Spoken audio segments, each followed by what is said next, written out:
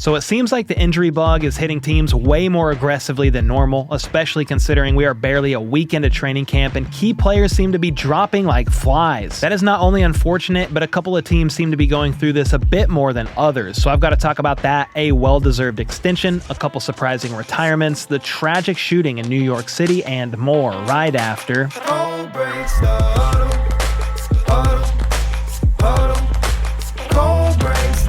Alright, there is a lot to get into in today's video, including the tragic shooting that happened in New York City last night.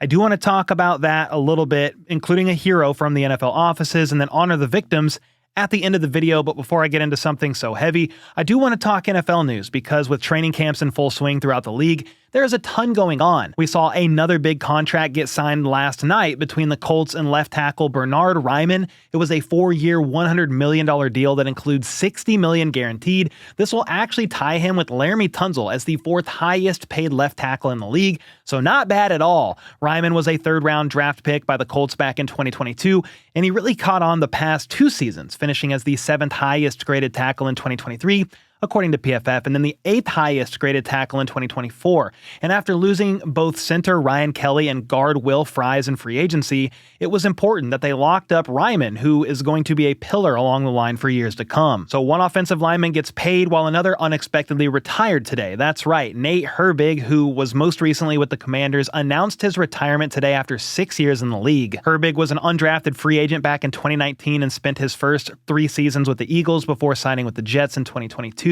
Then the Steelers in 2023. This offseason, he signed a 1-year deal with the Commanders to provide them with some depth on the interior of that O-line, but sadly, the injuries started to pile up, and he actually ended both the 2022 and 2024 seasons on IR, with the most recent injury being a torn rotator cuff. All in all, Herbig made over 30 starts across his 6-year career and made over $12 million in career earnings. Pretty solid for a guy that wasn't even drafted. But he wasn't the only player to call it a career today, as Jets running back Zach Evans is officially retiring at just 24 years old. Evans was drafted in 2023 by the Rams as a 6th-round pick, but had just 9 carries his rookie year while appearing in 10 games. Most of that being on special teams. LA waived him last offseason, though, and he ended up signing with the Jets practice squad in December. He signed a futures deal with them in January and even participated in the first few days of training camp, which is why the news comes as a bit of a surprise today. And in some more news from Jets camp, they're reportedly signing kicker Nick Folk and a little bit of a reunion, as he played 7 seasons for them from 2010 to 2016. Folk is now the ripe old age of 40, but he'll look to bring some stability to a position that hasn't looked great so far at camp. Rookies Caden Davis and Harrison Mevis were the 2 kickers on the roster heading into camp, but after some early struggles, the team opted to release Caden Davis and bring in Folk. That means the rest of camp will feature a kicking battle between Mevis, the thicker kicker, and the newly signed Folk, who by the way is 14th all-time and made field goals and 28th in field goal percentage. And then we've got to hit on some injury news, because believe it or not, but the Dolphins are dealing with yet another injury in their secondary. They were already a bit light at corner after trading away Jalen Ramsey, and then on the first day of camp, cornerback Artie Burns sadly tore his ACL and will be out for the season. Well, today, safety Ashton Davis suffered an apparent lower leg injury during team drills and was visibly frustrated when down, even punching the ground in frustration. From there, he limped over to the team facility after a few minutes and eventually returned to the sidelines with crutches and was seen wearing a boot on his foot, lower leg area. Both Davis and Artie Burns were free agent acquisitions this offseason, so it's got to be disappointing to see both of them go down so early in camp, although the hope for Davis is that his injury isn't serious enough to sideline him for an extended period of time. They're not the only team dealing with injuries to their secondary, though, as the Cowboys will be without cornerback Kalen Carson for a while after he suffered a hyperextended knee on Sunday. Carson didn't practice yesterday, and it's been reported that his estimated timeline to return is about 4 to 6 weeks. That means there's a possibility he does play week 1 against the Eagles, but we'll likely have to wait a few weeks to learn his status once we're closer to the game.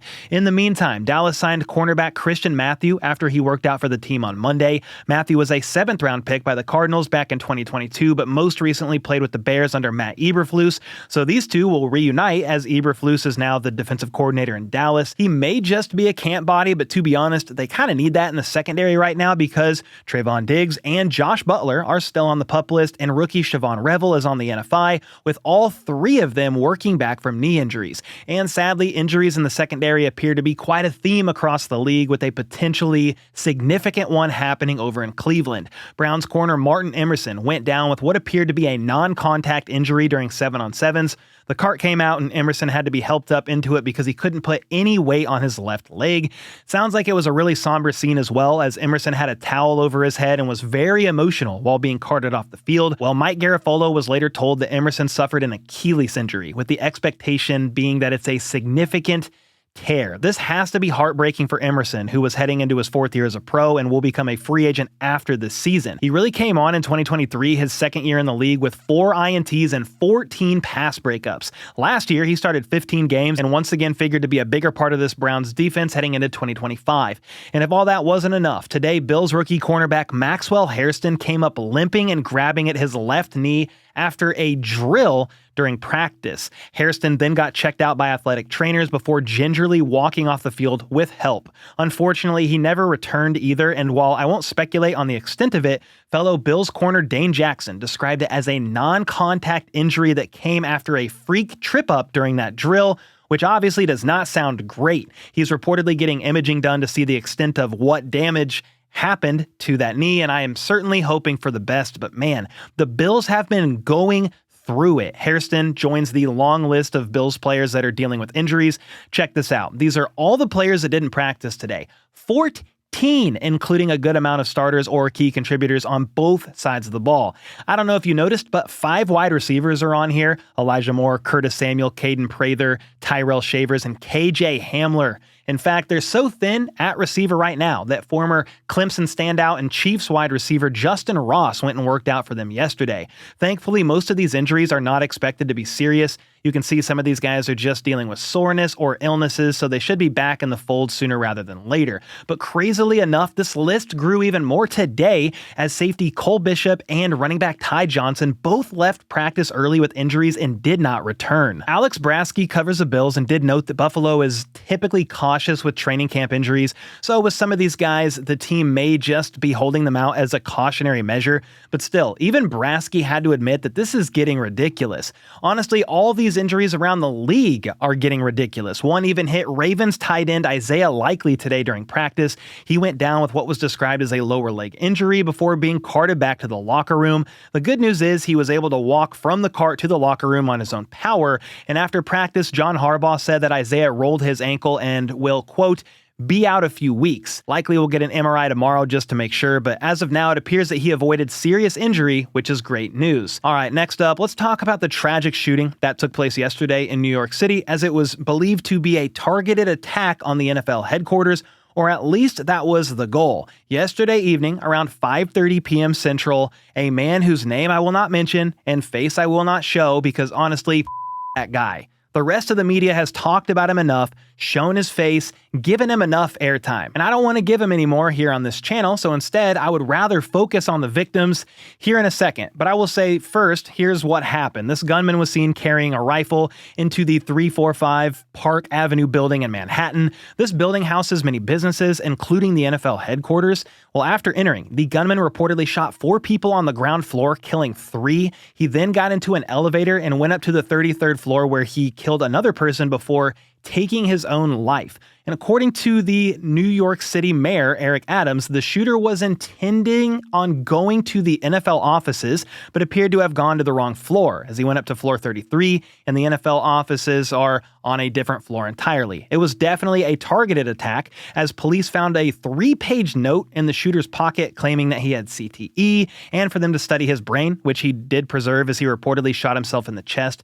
It's all very strange, as he was never even in the NFL. In fact, the highest level of football he played was high school ball. The NYPD commissioner said in a news conference last night that the shooter was from Las Vegas and had a documented mental health history. All in all, this was a senseless act that people are still trying to make sense of and get some understanding. And sadly, 4 innocent people, not including the shooter, lost their lives yesterday, with 6 others being injured. One of the people who lost their lives was 36-year-old police officer DeRuse Islam, an immigrant from Bangladesh who was a 3-year veteran of the NYPD and a father. Another victim, Wesley LePatner, was an employee of Blackstone, the investment firm in the same building as the NFL offices. She was a wife and mother of 2. Then Alon Etienne was a security guard at the building who also sadly lost his life. And Julia Hyman was an employee for Rudin Management, the company that owned the building, and she was tragically killed when the gunman mistakenly took the elevator to the wrong floor. I just wanted to mention them individually and say that my thoughts and prayers are truly with all of